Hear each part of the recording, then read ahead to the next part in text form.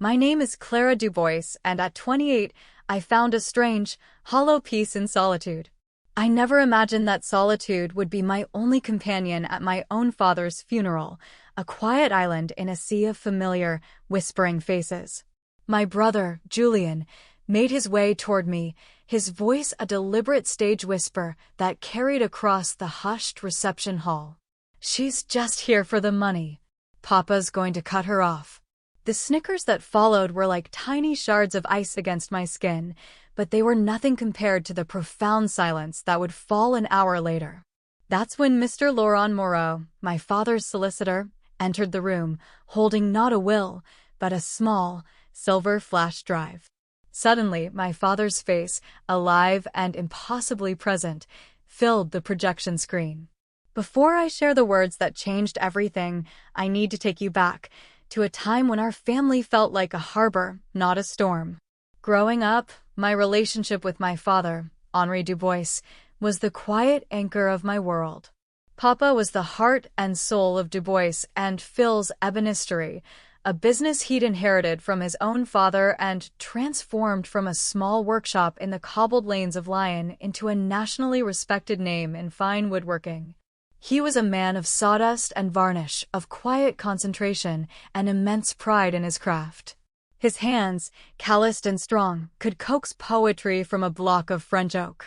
Some of my most cherished memories are of the hours I spent in his workshop. The air was always thick with the sweet, sharp scent of freshly cut timber and the earthy aroma of wood glue. When I was 8, he built me my own small workbench next to his. "Every artist needs her own space, Clara," he'd say, his voice a low rumble over the hum of the lathe. While he shaped elegant table legs or carved intricate rosettes, he'd teach me about the grain of the wood, the character of each species, the steadfastness of oak, the grace of cherry, the quiet strength of walnut. "Listen to the wood, Clara," he'd tell me, pressing a chisel into my small hand. "It will tell you what it wants to become." Those moments were our sanctuary, a world away from the demands of the business and the growing complexities of our family. The workshop was his legacy, and for a long time, I believed it would be mine, too. My brother, Julian, was 5 years my senior, and from my earliest memories, he seemed to be in a constant, breathless race for our father's approval. If I sanded a small block of wood to a smooth finish, Julian would craft a complex dovetail joint. If Papa praised a sketch I'd made, Julian would produce a detailed architectural drawing for a new piece of furniture.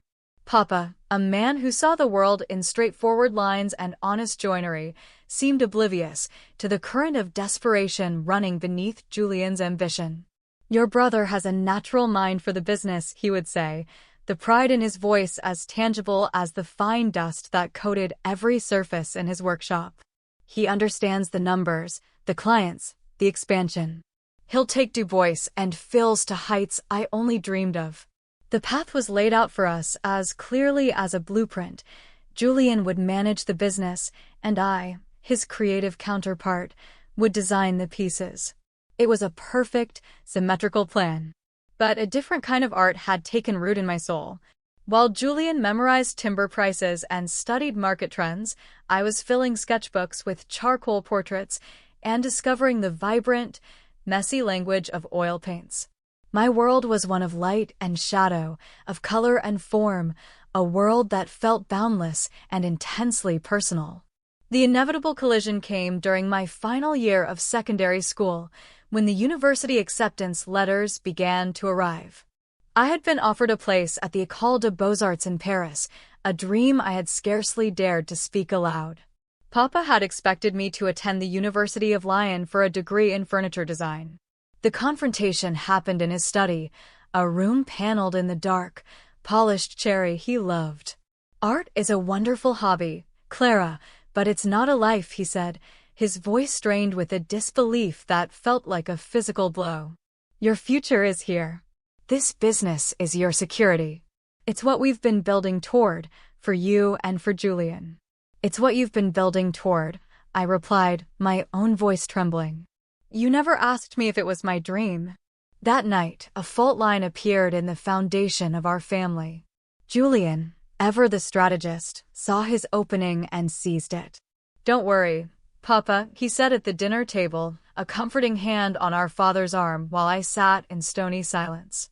"I won't let you down. I'll make sure the Dubois name continues to stand for excellence."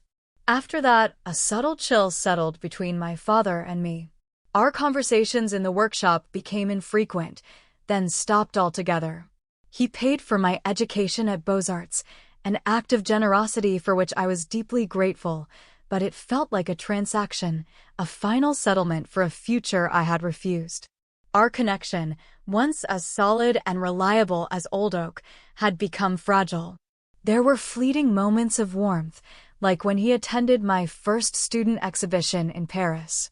I saw a flicker of the old pride in his eyes as he stood before my largest canvas, a portrait of him in his workshop, his face illuminated by a single low-hanging bulb. But those moments were rare gems in a growing field of stone. Julian's campaign against me was a masterclass in quiet corrosion. He became the sole narrator of my life to the rest of the family, to our Uncle Philippe and Aunt Sophie, to our cousins, to Papa's old friends and colleagues. In his telling, I was the prodigal daughter who had selfishly abandoned her father and his legacy.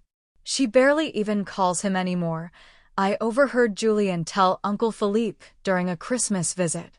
The truth was, I had called the previous week and the call had gone unanswered. When I confronted Julian, he just shrugged, his expression a perfect blend of pity and innocence. "I'm just protecting Papa, Clara. He's hurt. You made your choice." By the time I graduated, the narrative was set in stone. Julian was the devoted son, the heir apparent who would steward the family legacy. I was the ungrateful artist, a distant and vaguely disappointing memory. The most painful part was seeing the story take root in my father's eyes. My years in Paris were a whirlwind of creativity and struggle. I shared a cramped flat in Le Marais with two other artists, worked part-time in a cafe to pay my bills, and poured every spare moment and every spare franc into my art. Despite the growing chasm between us, I continued to reach out to my father. I sent him postcards from galleries, photographs of my paintings, and small, hopeful notes, trying to show him that my life was not a rejection of him, but an embrace of a different kind of creation. During my third year at Beaux-Arts, I created a series of paintings based on the landscapes of the Auvergne region, the wild, windswept country of his youth. A small gallery in Montmartre offered to exhibit the series. It felt like a significant breakthrough, a validation of the path I had chosen. I sent Papa an invitation, my heart pounding with a familiar, painful hope. "The opening is on a Friday," I told him over the phone, the line crackling with the distance between us. "It would mean so much if you could come." "I'll have to see, Clara," he replied, his voice tinged with the formal courtesy that had become our new normal. "Julian and I are in the middle of a large commission for a hotel in Aix-en-Provence. The exhibition is on for a month," I said, trying to keep the disappointment from my voice. "Maybe another time?" "Perhaps," he said. "I'll let you know." He never did let me know. To my astonishment, he simply appeared at the gallery on a quiet Tuesday afternoon. He came alone, unannounced. The gallery owner, a kind woman named Isabel, recognized him from the photograph I kept on the small desk with my artist's statement. "Your work has a great deal of strength," he said, standing before a large canvas of a stone wall snaking over a rain-swept hill. There was an unreadable quality in his voice, a mixture of pride and something that might have been regret. "You have a true gift." We had tea in a nearby cafe, and for an hour, the ice between us seemed to thaw. He asked about my tutors, my techniques, my plans after graduation. I asked about the business, about his health. We navigated the conversation carefully, like two people crossing a frozen lake, testing the ice with every step. As we said goodbye outside the station, he placed a hand on my shoulder, an uncharacteristically tender gesture. "I'm proud of your hard work, Clara," he said, his voice thick with an emotion he rarely showed. "Even if I don't always understand it." That moment became a beacon of hope for me.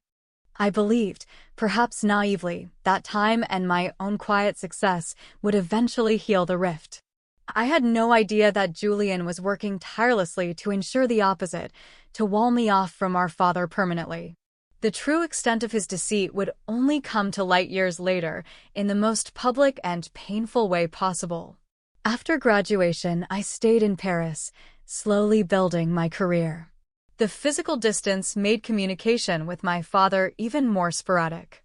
I called on holidays and birthdays, our conversations polite but hollow. Julian, meanwhile, had become my father's shadow at Du Bois and Phil's. Family gossip painted him as the indispensable right-hand man, the engine driving the company's success. During a rare visit home for Easter, I was struck by how much older my father looked. The fine lines around his eyes had deepened into grooves, and his sturdy frame seemed to carry a new weight. "Are you well, Papa?" I asked him one evening as he sat in his worn leather armchair. "Just the wear and tear of the years," he dismissed with a wave of his hand. "Doctor says my heart needs a bit of looking after, that's all." It was Aunt Sophie who later told me he'd had a significant health scare a few months prior. "Julian has been an absolute saint," she'd said, her tone laden with meaning. "Taking so much of the weight off your father's shoulders." The implication was a sharp, familiar sting. While I was off living my selfish, artistic life, Julian was the one holding the family together. What none of us knew was that Julian's support included acting as a gatekeeper to our father's life. Birthday cards I sent vanished. Voicemails I left were erased. Invitations to my exhibitions in Paris were, somehow, always misplaced. As Papa's health grew more fragile, Julian's manipulations became bolder. He would schedule crucial client meetings on the rare weekends I was home, then express deep regret when Papa had to choose work over spending time with me. "That's the burden of running a company, Clara," Julian would say, his voice dripping with false sympathy. "Some of us have responsibilities we can't just walk away from." My last attempt to break through the wall was 6 months before my father died. I had just secured my first solo exhibition at a prestigious gallery in Saint-Germain-des-Prés. A well-respected critic had written a glowing review, calling my work a powerful and poignant exploration of memory and place. I called Papa, my hands shaking with a mixture of excitement and nerves. The call was a disaster. He seemed distracted, almost impatient. When I told him about the exhibition, his response was lukewarm. "That's nice," he said, his voice flat. "Julian just finalized the largest contract in the company's history, by the way. The full interior for the new Grand Majestic Hotel in Geneva." I tried to sound genuinely happy for their success, but Papa cut me off. "Look, Clara, I'm very busy. The business requires my full attention. Not all of us have the luxury of pursuing hobbies." The word hobby landed like a slap.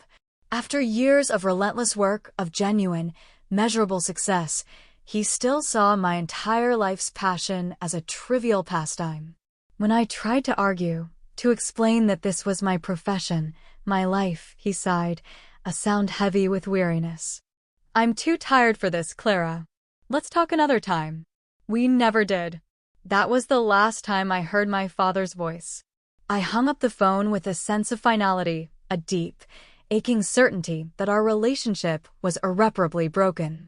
He would die believing I was the daughter who had disappointed him, the child who wasn't worth his time.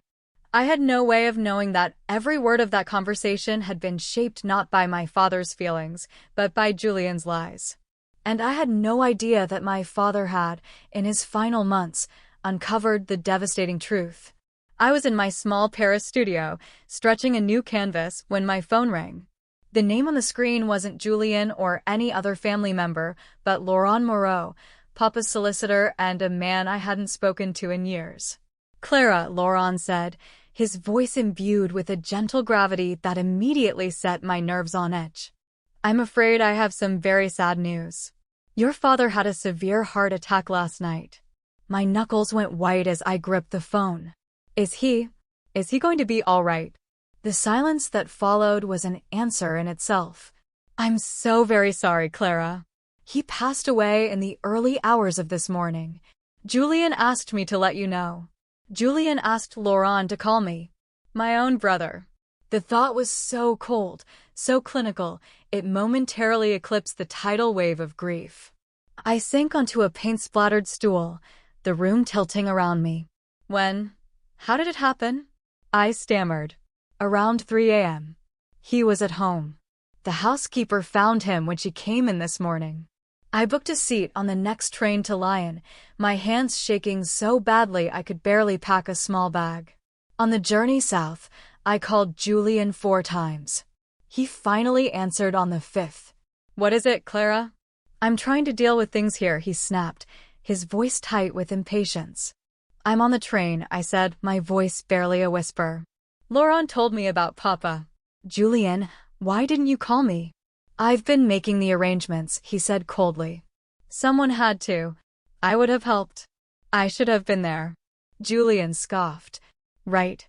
Because you've been so present in his life these last few years. Before I could form a response, he continued, the funeral is on Friday at Cathedral St. Jean-Baptiste. Papa is at the funeral home. Everything is handled. Friday? That's only 2 days away. Don't people need more time too? The arrangements are made, Clara. Papa and I talked about his wishes. Not that you would know. Each word was a carefully aimed dart. I took a breath, trying to steady myself. Where should I stay? Is the house? The house is full. Uncle Philippe and Aunt Sophie are here. You'll need to book a hotel. He paused, and I could almost hear the cruel satisfaction in his voice. And, Clara, we're having a small family gathering tomorrow evening. Just the immediate family. The message was delivered with surgical precision. I was no longer considered one of them. When I arrived in Lyon, I went directly to the funeral home. I needed to see him, to have a moment of goodbye that wasn't mediated by Julian. The funeral director, a kind man with sad eyes, led me to a quiet room. There, in a casket of polished walnut that he would have admired for its craftsmanship, lay my father. He looked smaller, softer in repose. Hi, Papa, I whispered, the words catching in my throat as tears began to fall. I'm so sorry. I'm so sorry we couldn't fix it. I stood there for a long time, talking to him in the quiet, telling him all the things I had hoped to say one day about my life, my art, my regrets. That night, alone in a sterile hotel room overlooking the ancient city walls, I called my best friend, Simone. They're having a family dinner tomorrow, I told her, my voice breaking. And I'm not invited. Oh, Clara, that's monstrous, Simone said, her voice a warm blanket of sympathy. Do you want me to come up? You shouldn't have to go through the funeral alone. Her offer was a lifeline. Could you? I know it's a huge ask. I'll be on the first train, she promised. We'll face them together. The day of the funeral was draped in a fittingly somber lion's mist. Simone and I arrived at the grand, Gothic church of Cathedral St. Jean-Baptiste 30 minutes early, but the front pews were already a fortress of family and close business associates. Julian, seated in the front row between our aunt and uncle, didn't so much as glance in my direction. We found 2 seats in the middle of the nave. As the church filled, I could feel the weight of their gazes, hear the rustle of their whispers. Julian's narrative had preceded me. I was the ghost at the feast, the ungrateful daughter returning only for the reading of the will. The service was beautiful and traditional, a testament to my father's love for heritage and permanence. The vicar spoke of Papa's contributions to the city, his reputation for integrity, and his dedication to his family, looking pointedly at Julian as he spoke of a devoted son. When it was time for the eulogy, Julian walked to the lectern with the easy confidence of a man taking his rightful place. His words painted a portrait of a father-son bond that felt like a beautiful, heartbreaking fiction. He spoke of late nights in the workshop, of business trips they'd taken together, of Papa's pride in seeing him carry the torch of Du Bois and Phil's. My father always said that your name is the most valuable thing you own, Julian said, his voice thick with a well-rehearsed emotion. He believed in loyalty, in honoring your commitments, in being there for the people who depend on you. The subtext was as clear as glass. Every person in that church understood he was drawing a line between his loyalty and my supposed desertion. Some people, he continued, his eyes flicking briefly in my direction, choose to walk away from their heritage, from their family. But Papa and I always knew that our roots were our strength. I felt Simone's hand find mine, her grip a small, firm anchor in a sea of judgment. After the service, we gathered in the adjoining church hall for a reception. A few of Papa's older colleagues offered me brief, awkward condolences. Aunt Sophie gave me a hug that felt more like a polite shove before turning away to speak to someone else. I was standing alone by the tea urn when Julian approached, flanked by two of our cousins. "Making yourself at home?" he asked, his voice low but pitched to be overheard by those nearby. "Must be odd, showing up after all this time." "Julian, this isn't the place," I said, my voice tight. "We're here for Papa." "For Papa." Julian let out a short, bitter laugh. "Is that what you call it? Because it looks to me like you're just here for the money. Papa's going to cut you off, you know." His voice had risen, and several conversations nearby faltered. I felt a hot flush of shame creep up my neck. "You don't know why I'm here," I said. "Don't I?" His smile was a thin, cruel line. "You didn't care when he was put on heart medication. You didn't care when he was working himself into an early grave to preserve the company that would have been your future, too. You only care now that you think there's a payout." People were openly staring now. I heard a muffled snort of laughter. Uncle Philippe came over, placing a proprietary hand on Julian's shoulder. "Perhaps it's best if Clara leaves," he suggested, his gaze sliding past me as if I were a piece of furniture. "She's not really part of things anymore, is she?" The soft ripple of agreement from a few family members was the cruelest blow of all. For a moment, I wanted nothing more than to flee, to escape their judgment and return to the anonymity of my Paris life. But something held me there. I owed my father this. I owed myself this. "I'm staying," I said, my voice quiet but firm. He was my father, too. Julian shrugged, a grand, theatrical gesture. "Suit yourself. But don't expect any surprises tomorrow." Papa knew who was really there for him in the end. Tomorrow. The solicitors' meeting. The inheritance had been the furthest thing from my mind, but it was clearly at the forefront of everyone else's. In their world, it was the only logical reason for my presence. As I turned away, I heard Julian's voice, carrying clearly across the room.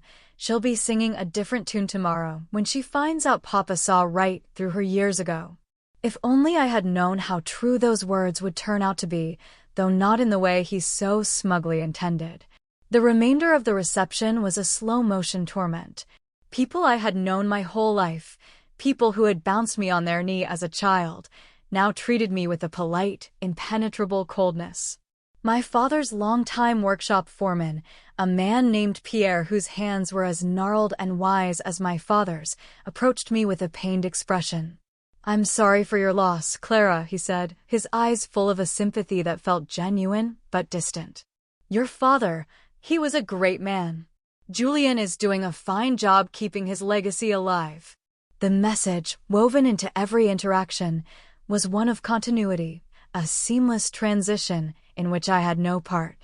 I saw my cousin, Marie, with whom I had once spent summers building forts in the garden, standing with a group of friends. When our eyes met, she offered a tight, apologetic smile before turning back to her conversation, a clear signal that she didn't want to engage. Each averted gaze, each polite but brief nod, reinforced the narrative Julian had so carefully constructed. I was an outsider, a foreign body that the family system was collectively trying to reject. Simone found me by a large stained glass window depicting a sorrowful saint. "This is unbearable," I murmured, tracing the lead lines with my finger. "They all look at me like I'm a thief." "They're looking at a story, not a person," Simone said fiercely. "They're looking at the version of you Julian has been selling them for a decade. It's easier for them to believe it than to question their own complacency. But what if he's right?" I whispered, the insidious doubt creeping in. What if I didn't do enough? What if I let Papa down? You built a life for yourself, Clara, she said, her voice firm. You followed your passion. A loving father would be proud of that. Whatever happens with the world tomorrow doesn't change who you are or what you've accomplished.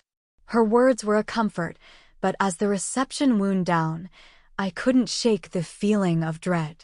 The solicitors' meeting felt less like a legal procedure and more like a final, public sentencing. I was about to be officially written out of my own family's history. I was bracing myself to leave when I overheard Julian again, his voice carrying with practiced ease from a circle that included Uncle Philippe and two of the company's biggest clients. I still can't believe she came, he was saying, shaking his head in mock sorrow. After the way she broke Papa's heart. He told me she wouldn't even come home for his birthday last year, said she was too busy with one of her little art projects. A hot spike of anger shot through me. I hadn't even known it was his birthday. No one had told me.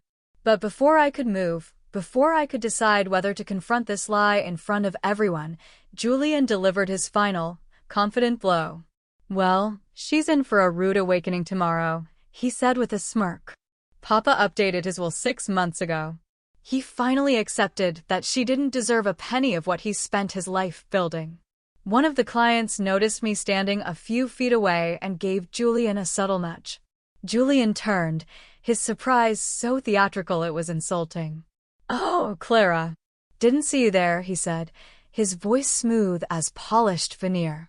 "We were just talking about the meeting tomorrow with Mr. Moreau." He paused, a glint in his eye. "You are coming, aren't you?" His tone dared me to back down, to spare myself the humiliation he had orchestrated. "I'll be there," I said, my voice miraculously steady. Julian's smile was cold and triumphant. "Excellent. It promises to be a very clarifying day for everyone involved." Uncle Philippe stepped forward, his expression one of pure disdain. "I don't know why you're bothering, Clara. Henri made his wishes perfectly clear in his final years." "Did he?" I asked, a genuine question in my voice. "What exactly did he wish for?" "That's for the family who stood by him to know," Philippe said dismissively. "Perhaps if you'd picked up the phone once in a while, you wouldn't have to ask." The accusation, so baseless and yet so universally believed in this room, made my throat close up. "I tried," I managed to say. "It wasn't that simple." "Nothing ever is with you, is it?" Julian cut in smoothly. "Always a justification, always someone else's fault.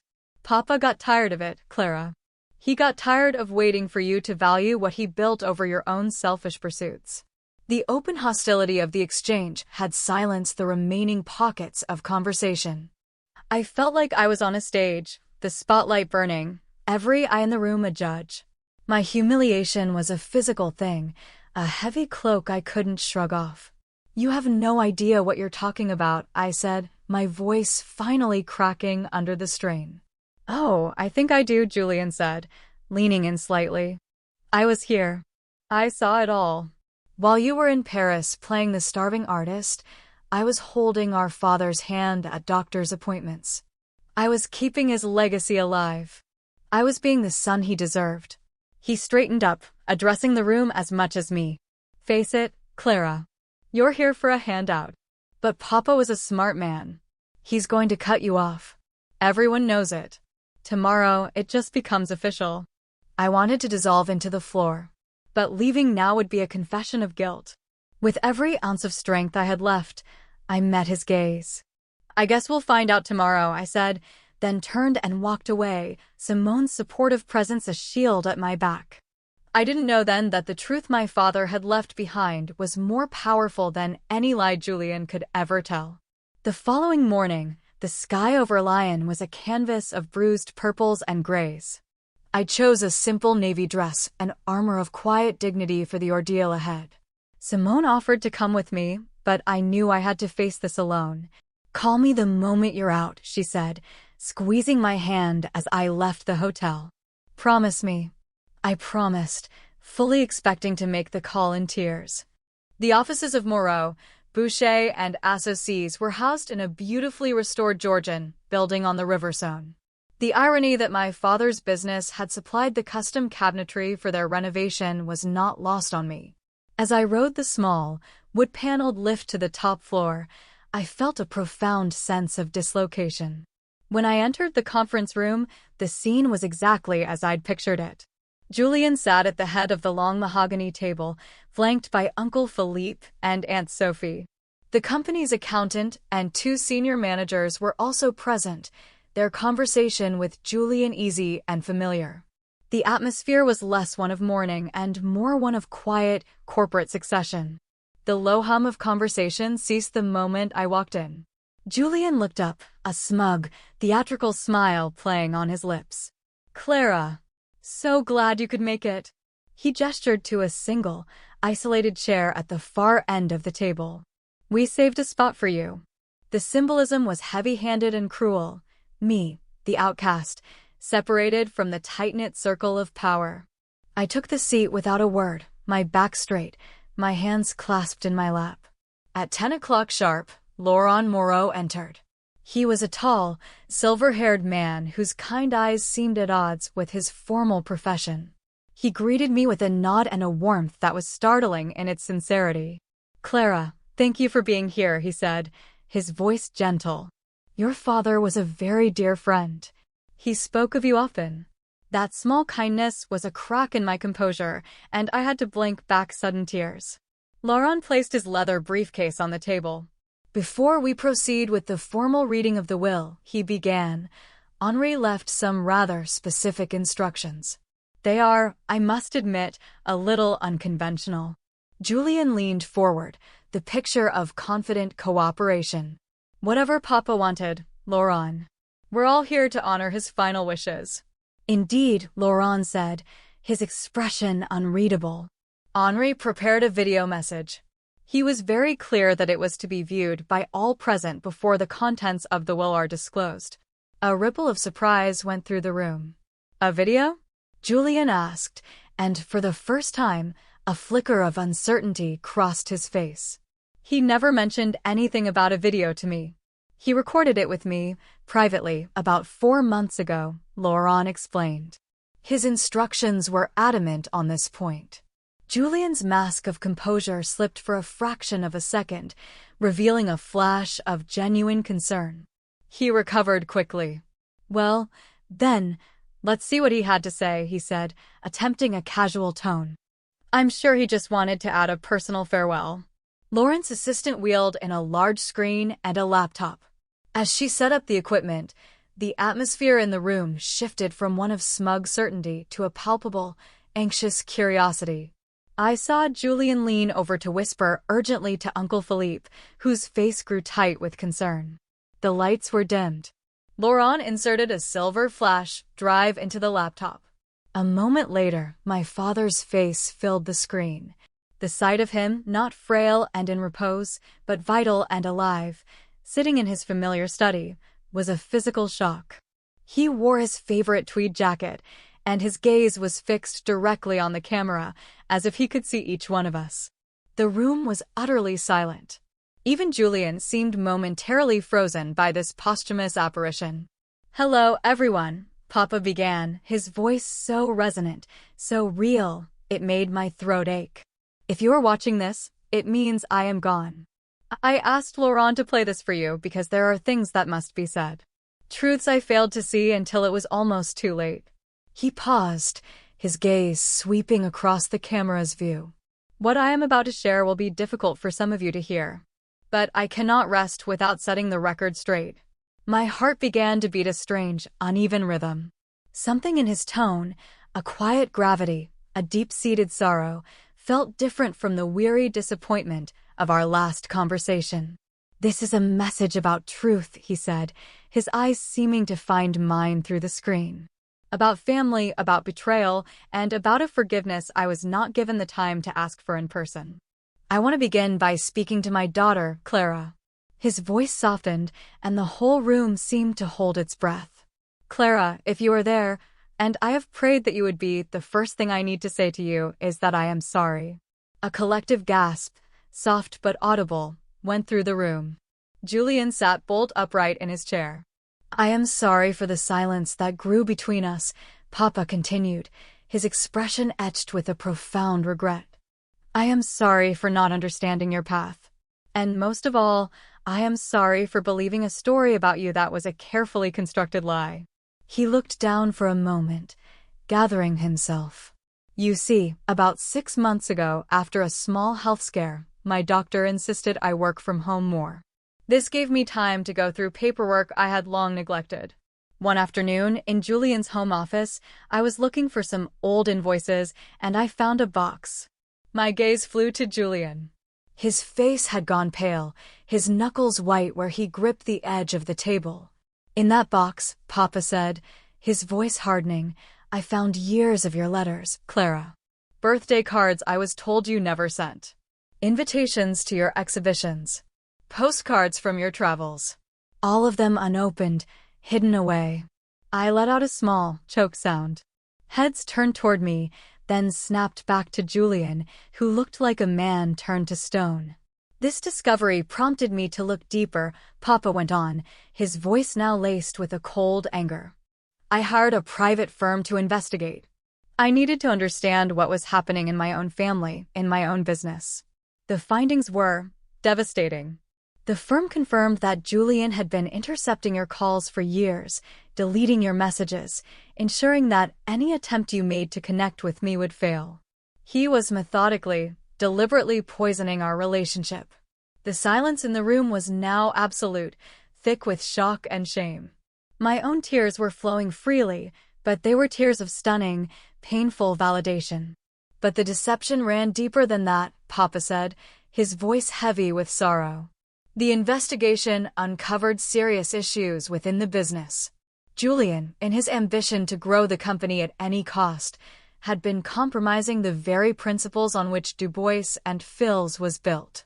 He was sourcing cheaper, inferior timber from unregulated suppliers, falsifying quality reports, and cutting corners in the workshop. He was putting our name, my father's name, on work that was dishonest. The company accountant stared at Julian, his mouth agape. I built this business on integrity, Papa said, his voice trembling with a quiet fury. I taught my sons that our name was a promise of quality, of honesty. Julian, you betrayed that promise. Julian finally found his voice. This is absurd, he burst out, half rising from his chair. He was ill, he was confused. Mr. Du Bois, please sit down, Laurent said, his tone leaving no room for argument. As I said, your father's instructions were unequivocal. Julian sank back into his seat, his face a mask of disbelief and rage. On the screen, my father's expression softened once more as he looked into the camera.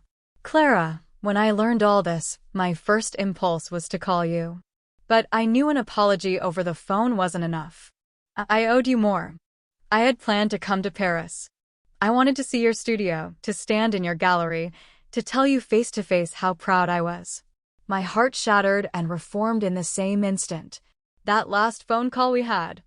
I was so distant because I was reeling from these discoveries. I was angry at Julian and at myself for my own blindness. I was going to surprise you the following week. He paused, his eyes glistening. It seems my heart gave out before I could. So this video must stand in for the conversation we never had. He reached for a file on his desk. I have been following your career, Clara. Not through Julian's dismissive reports, but online. I've read your reviews. I've seen every painting on your website. I even bought 3 of them through a proxy. The room spun. He had bought my paintings. He had supported me, secretly. Your courage, your vision, your refusal to compromise your art. These are the very qualities I always valued most. You built your own legacy from scratch, with integrity. I was a fool not to see it sooner. He straightened up, his tone becoming formal. And that is why I have made significant changes to my will. Julian leaned forward, his whole body rigid with tension. My previous will, as most of you know, left the controlling interest in Du Bois and Fils and the bulk of my estate to Julian, Papa stated calmly. That will has been rescinded. The new terms are as follows. The air in the room crackled. To my son, Julien Dubois, I leave a sum of 100,000 euros. This is contingent upon his full cooperation with the internal audit I have commissioned and his successful completion of a business ethics course. Julien stared at the screen, his face ashen. What? He whispered. To my daughter, Clara Dubois, Papa said, his voice clear and strong, I leave my personal estate, including the family home, and my entire 51% share of Dubois and Phil's ebonistery. A tidal wave of shock rolled through the room. Uncle Philippe shot to his feet. Henri must have been out of his mind. Clara's artistic sensibility and, more importantly, her unwavering integrity are what the company needs to find its way back to its core principles, Papa continued, speaking over the commotion. She can choose to run it, to appoint a new director, or to sell her shares. The choice will be hers. I couldn't process it. It was too much. The company, his trust, his faith in me. The remaining 49% of the shares will be placed in a trust for the company's long-term employees, to be managed by a board that will include Laurent Moreau, Papa added. I have also established a foundation in my name to support young artists and artisans in the Auvergne region, with Clara as its director. He looked directly into the camera one last time, his eyes full of a deep, fatherly love.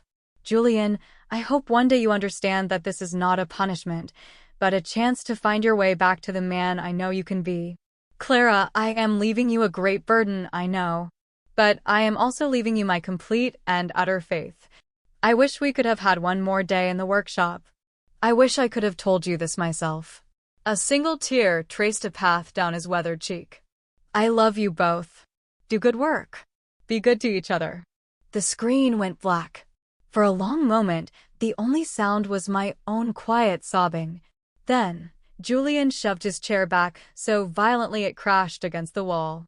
You think you've won? He snarled, his face contorted with fury as he glared at me down the length of the table. You know nothing about timber or clients or running a business. They'll laugh you out of the boardroom. He looked around for support, but his allies, his uncle, the managers, were all staring at their hands, at the table, anywhere but at him. Laurent Moreau cleared his throat, the sound cutting through the thick tension. Perhaps we should take a short recess, he said calmly. There is, of course, the matter of the full investigative report your father commissioned, which he instructed me to make available to the board. It is extensive. With a choked cry of rage, Julien stormed from the room. The others followed, shuffling out in a state of stunned silence, leaving me alone at the long mahogany table with the ghost of my father's words and the bewildering, terrifying, and beautiful weight of his final gift. I was no longer an outsider. I was the legacy. In the weeks that followed, the dust began to settle, revealing a new and challenging landscape. Julien, faced with the overwhelming evidence Laurent had presented, made a feeble attempt to contest the will before his solicitor advised him it was hopeless. He accepted the terms, took his money, and disappeared. The last I heard, he was traveling in Southeast Asia. A part of me mourned the brother I had lost long ago, while another part felt a quiet relief, the easing of a pressure I hadn't realized I was constantly under. Moving back to Lyon was a decision fraught with emotion. I chose not to live in the family home immediately. The memories were too raw. Instead, I took a small flat in the city center and began the daunting task of understanding the business my father had entrusted to me. The transition was rocky. A few senior employees loyal to Julien resigned.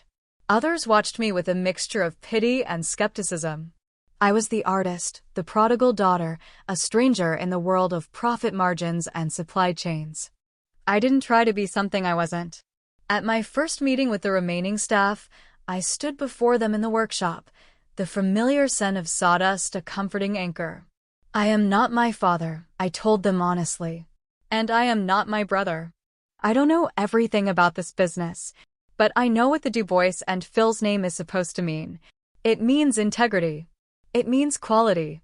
It means work we can be proud of. And with your help, I want to bring that back. I immersed myself in the business, spending my days learning from Pierre, the old foreman, and my nights studying the company's books. I made difficult decisions, canceling the contracts with the substandard timber suppliers Julian had sourced, even though it meant a short-term financial hit. We went back to using the local, sustainable oak and cherry my father had always favored. Slowly, painstakingly, I began to earn their trust. The apologies from my family came one by one.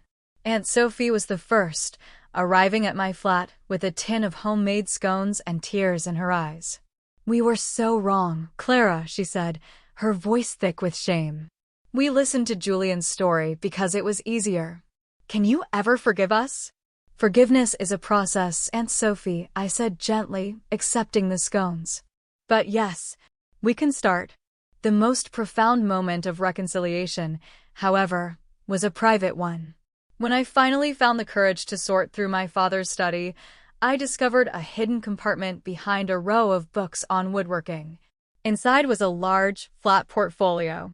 My hands trembled as I opened it.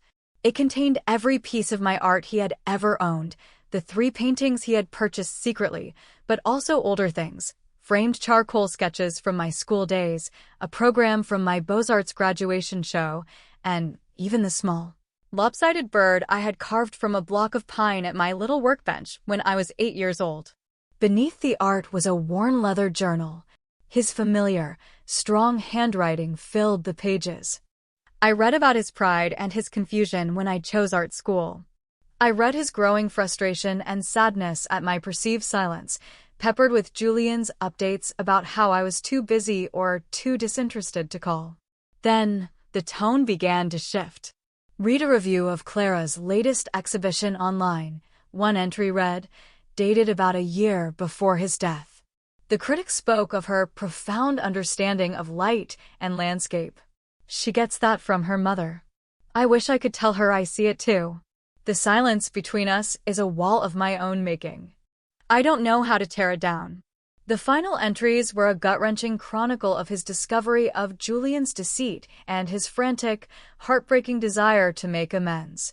"The investigator's report came today," he wrote just a month before he died. "The scope of Julian's deception is unthinkable. He has robbed me of years with my daughter. My heart is broken, not by the angina the doctors warned me about, but by this. I have an appointment with Laurent tomorrow to change everything, and I have booked a train to Paris for next week. I will stand in her studio and I will beg her forgiveness. I only pray it is not too late." Reading those words, I felt a deep, wrenching sob escape me, a sound of immense grief for the reunion that never was, but also of profound peace. He had known. He had understood. He had loved me. 6 months later, I launched the Henri Dubois Foundation for Young Artisans. Our first project was to fund a new arts and crafts program at a local comprehensive school. For the launch event, held in a beautifully restored medieval guild hall, I curated an exhibition of my own work alongside pieces from the students. As I stood to speak, looking out at the faces of my family, the company's employees, and the city's arts community, I felt a sense of wholeness I had never known. The two halves of my life, the artist and the daughter of a craftsman, were no longer in conflict. They were one. Laurent found me later, standing before my portrait of my father in his workshop. "He would be so incredibly proud, Clara," he said softly. "I hope so," I whispered. "I really hope so." "I know so," he said with certainty. He saw the artist in you, but he also saw the strength. He knew the wood was in good hands. The next day, I drove out to the small churchyard where he was buried beside my mother. The Auvergne wind whipped across the moors, carrying the scent of rain and earth. I laid a small bouquet of heather on the grave. "I'm trying, Papa," I said to the quiet stone. "I think we're finding our way back. I found your journal. I know you were coming. It's okay. I forgive you. And I hope you can forgive me." I told him about the foundation, about the way the light fell in the workshop in the late afternoon, about a new series of paintings I was planning, inspired by the grain of different woods. As I spoke, A sense of quiet communion settled over me. Our story had not ended in silence and misunderstanding. It had ended with a difficult, painful, and ultimately beautiful truth. His final act wasn't just about a will. It was about restoring a narrative, about giving me back not just a company, but my own history, my own worth in the family I thought I had lost. The legacy he left me wasn't just one of wood and business. It was one of integrity, of truth, and of a father's love, finally, fully expressed.